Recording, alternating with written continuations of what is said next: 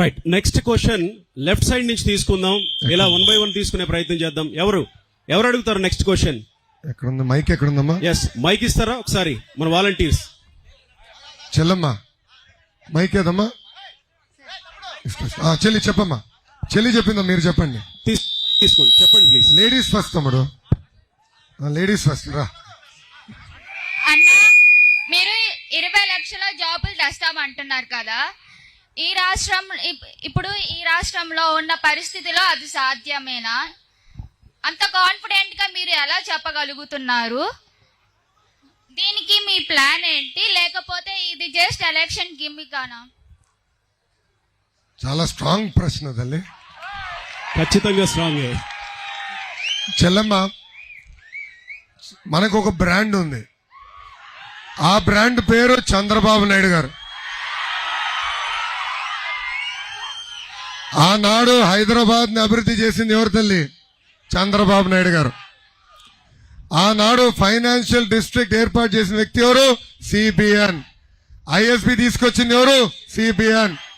అదే ఇప్పుడున్న తెలంగాణకి.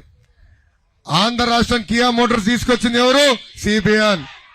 హెచ్సిఎల్ తీసుకొచ్చింది ఎవరు? సిబిఎన్. ఈ ప్రభుత్వ అధికారంలోకి వచ్చిన తర్వాత తెలుగుదేశం ప్రభుత్వంలో 6 లక్షల మందికి ఉద్యోగాలు కల్పించామని శాసన మండలి సాక్షిగా ఒప్పుకున్నారు తల్లి. 6 లక్షల మందికి మనం ఉద్యోగాలు కల్పించామని వాళ్ళు ఒప్పుకున్నారు. సో చంద్రబాబు నాయుడు గారు అంటే ఒక బ్రాండ్. ఆనాడే ఆయన ఇత్తనాలు వేశారు. అనంతపూర్కి కియా, చిత్తూరుకి ఒక ఎలక్ట్రానిక్స్ మ్యానుఫ్యాక్చరింగ్, కర్నూలుకి రెన్యూబుల్ ఎనర్జీ సిమెంట్ ఫ్యాక్టరీలు, ఇట్లా ఒక్కొక్క జిల్లాకి ఒక్కొక్క ఫోకస్ ఏరియా తీసుకొచ్చారు. ఆనాడు ఇత్తనాలు వేసాం. ఇప్పుడిప్పుడు ఎక్కువ సిస్టమ్ ఏర్పడింది. కారణం ఆనాడు ఆయన చేసిన కష్టం.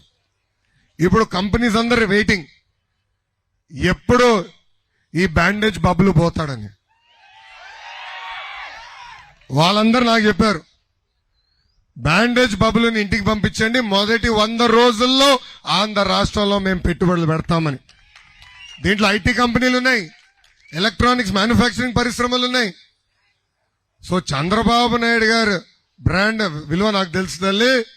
100% 20 లక్షల ఉద్యోగాలు 5 సంవత్సరాల్లో నిరుద్యోగ యువకులకి కల్పించే బాధ్యత మేము తీసుకుంటాం. థ్యాంక్ యూ చెల్లి. రైట్, థ్యాంక్ యూ లోకేష్ గారు. ఒక్కసారి మీరు కూర్చున్నట్లయితే నా వైపు నుంచి ఇంకొక ప్రశ్న ఉంది. మీ పాదయాత్రలో కొన్నిసార్లు నేను కూడా పార్టిసిపేట్ చేశాను. కూర్చుందాం ప్లీజ్. కొన్నిసార్లు నేను కూడా పార్టిసిపేట్ చేశాను. చిత్తూరు దగ్గర అనుకుంటా, ఐ థింక్ మీరు ఒక డిఎస్పీతో రాజ్యాంగం పట్టుకుని మరీ ఫైట్ చేయాల్సిన పరిస్థితి వచ్చింది. రాజ్యాంగాన్ని పట్టుకొని రాజ్యాంగాన్ని చదివి వినిపిస్తూ ఒక డిఎస్పీతో ఫైట్ చేయాల్సి వచ్చింది. నేను ఎందుకు ఈ ప్రశ్న అడగాల్సి వచ్చిందంటే, ప్రతిసారి మీరు ప్రజాస్వామ్యం, హెల్దీ డెమోక్రసీ అని మాట్లాడుతుంటే నాకు ఈ ప్రశ్న అడగాలనిపించింది. వాట్ ఈస్ హెల్దీ డెమోక్రసీ మీ దృష్టిలో? And how can A government be transparent to the people? ప్రజాస్వామ్యంలో జ్యుడిషియరీ కానివ్వండి, దాని తర్వాత మీడియా కానివ్వండి, ప్రజాప్రతినిధులు కానివ్వండి, ప్రభుత్వ అధికారులు కానివ్వండి, అందరిపైన కొన్ని బాధ్యతలు ఉన్నాయి. అధికారంలో ఉన్న ప్రభుత్వం వాళ్ళని ఇబ్బంది పెట్టకూడదు, వాళ్ళని ప్రోత్సహించాలా, వాళ్ళ బాధ్యతలు ఏదైతే వాళ్ళు నెరవేర్చాల్సిందో అది చేయాలి. ఇప్పుడు ఎలా ఉందంటే ఈ ప్రభుత్వంలో ఎవరన్నా గట్టిగా మాడితే వాళ్ళపైన కేసులు. మీ లోకేష్ పైన 23 కేసులు పెట్టారండి. అటెంప్ట్ మర్డర్ కేసు ఉంది నా పైన, ఎస్సీ ఎస్టీ కేసు ఉంది, ట్రాక్టర్ ర్యాష్ డ్రైవింగ్ కేసు కూడా ఉంది. ఇట్లా 23 కేసులు పెట్టారు. కారణం ఏంటి? ప్రజల తరపున నేను పోరాడినందుకు, యువత తరపున నేను పోరాడినందుకు అడుగడుగున ఇబ్బంది పెడుతున్నారు. ఇది మంచిది కాదు. శాసనసభలో మా ఎమ్మెల్యేలు పెద్ద ఎత్తున పోరాడితే మా తల్లిని అవమానించారు. నిన్నగాక మొన్న డీప్ ఫేక్ వీడియోలు కూడా విడుదల చేశారు. అంటే వాళ్ళకి ఇదే తెలుసు, ఎవరన్నా ప్రజల తరపున పోరాడితే వాళ్ళు మానసికంగా ఎలా ఇబ్బంది పెట్టాలి, అది చేస్తే వాళ్ళు ఎక్కడ వెనక్కి తగ్గుతారని ఇలా ఆలోచన. కానీ జగన్మోహన్ రెడ్డి గారికి ఒక విషయం అర్థం అట్లా, తెలుగుదేశం జనసేన పార్టీ తగ్గేదే లేదు. మేము ఏనాడు వీళ్ళని వదిలిపెట్టాం. గత 4 సంవత్సరాలు 11 నెలలుగా వీళ్ళు చేస్తున్న తప్పులు ప్రజల్లో నిలదీశాం, ఎక్స్పోజ్ చేశాం. ముందు ముందు కూడా చేస్తాం. ఇంకా ఉండేది 13 రోజులే. కానీ నేను బలంగా నమ్మేది ఎప్పుడు లేని విధంగా అద్భుతమైన అభ్యర్థులు తెలుగుదేశం పార్టీ ఇచ్చింది. బాగా చదువుకున్న వాళ్ళు కూడా ఈసారి బరిలో ఉన్నారు.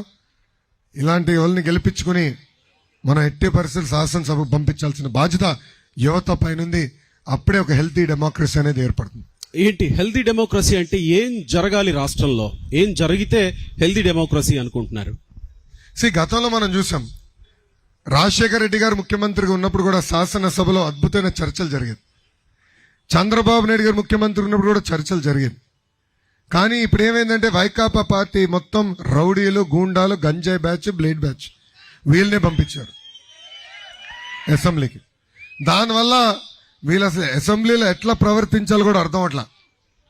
గట్టిగా మాడితే అవమానిస్తారు, గట్టిగా నిలదీస్తే శాసన మండలిలో నా పైన దాడి చేశారు.